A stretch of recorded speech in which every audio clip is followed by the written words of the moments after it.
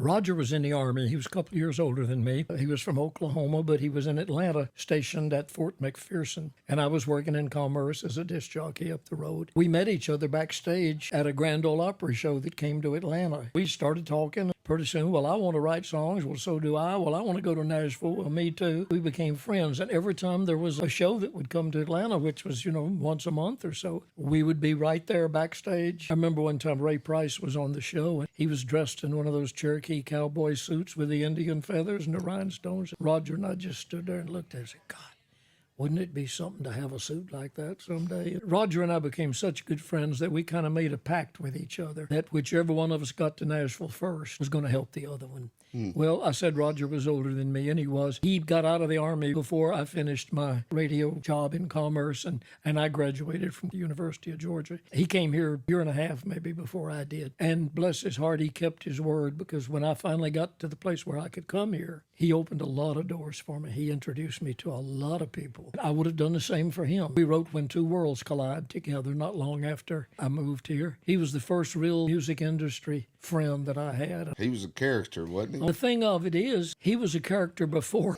he became a character. I mean, when he was in the Army. I mean, I remember taking him home to meet my mom and dad. He had them rolling on the floor laughing with his antics and all, and way before anybody ever knew who he was. That was just his nature. So if anybody ever says that Roger Miller's act was an act, it wasn't. It was just Roger being Roger. Lord, I love him and miss him terribly.